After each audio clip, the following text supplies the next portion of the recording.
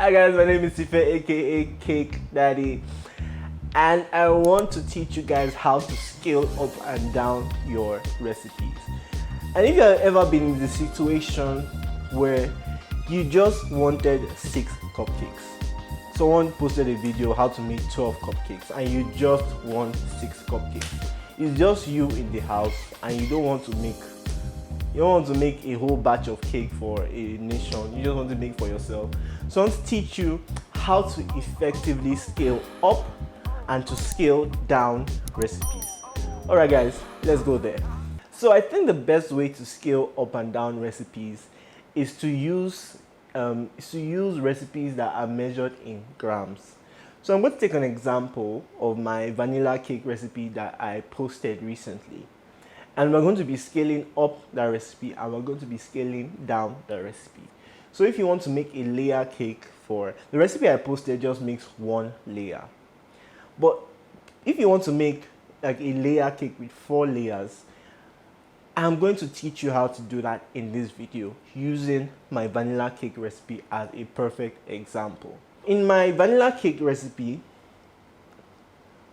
the one layer 8 inches had 150 grams of sugar, granulated sugar, 113 grams of butter or margarine, 2 eggs, 2 teaspoons of vanilla, 2 teaspoons of baking powder, 1/8 of a teaspoon of salt, and then 160 grams of flour, and 1/3 cup of milk.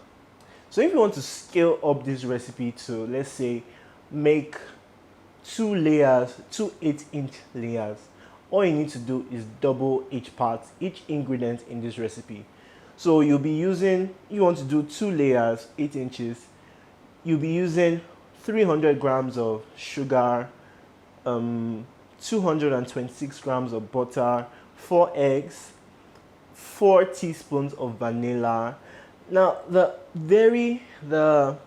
dicey part of this is where you get to the baking powder.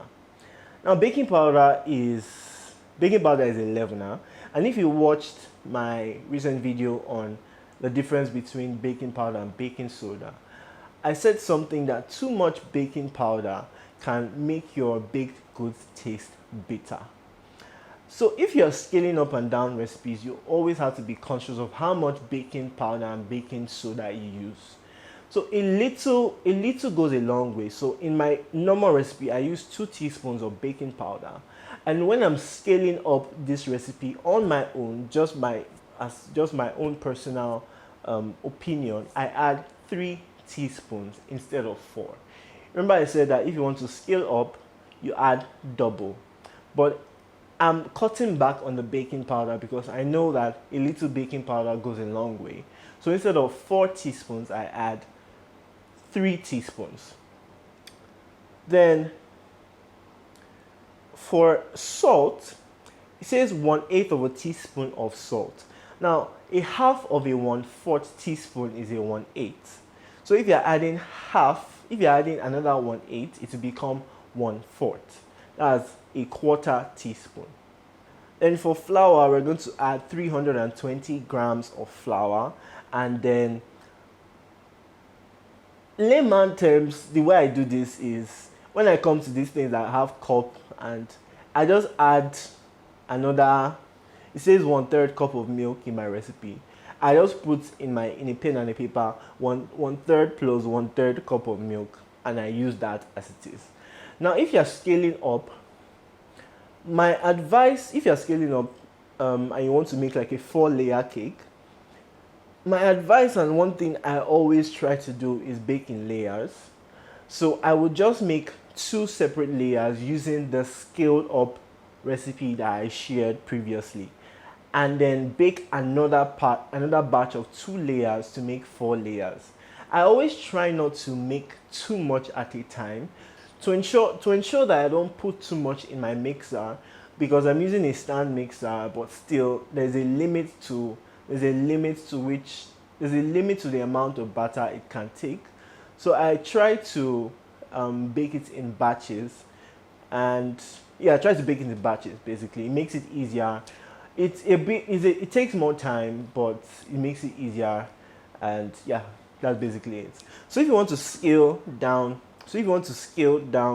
your, if you want to scale down this particular recipe, instead of increasing it by 1, you reduce it by half. So in the first part, to scale up, we increase it by 1, but when we're scaling down, we're reducing by half. Okay? So if we are scaling down this vanilla cake recipe right now, instead of using 150 grams, we use 75 grams of sugar.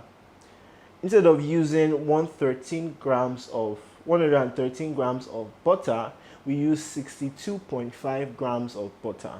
Instead of using 2 eggs, we use 1 egg, 1 teaspoon of vanilla, 1 teaspoon of baking powder. For salt, just add a pinch of salt. For flour, we add 80 grams of flour, and for milk, you add, now a half of a 1/3 is a 1/6.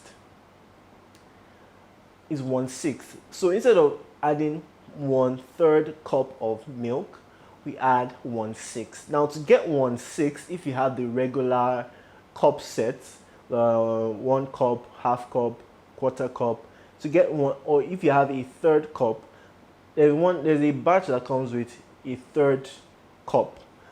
So if you have that one, you can just add half of a 1/3 cup, and that would be 1/6 cup.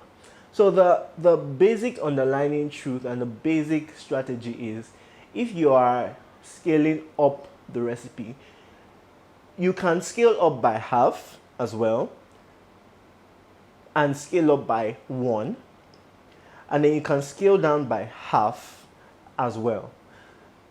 And this strategy works for every recipe on my channel, and for basically every recipe that you can think of, because once you convert the ingredients into grams, it makes it easier to scale up and scale down, because you can easily divide without thinking twice, without wondering how much is a half cup, or how much is half of a quarter cup, or those little things that come with recipes that use cup measurements. So I hope this video really helped you out a lot. If you have any questions, please hit me up in the comment section below, and if you like this video, you know what to do. Smash that like button, and don't forget to subscribe to my channel and click on the notification bell so you don't miss out on any of my amazing, awesome, helpful, I believe it's helpful, Sha. If it's not helpful, please tell me, helpful content. And I'll see you guys in the next one. Bye bye. Hey.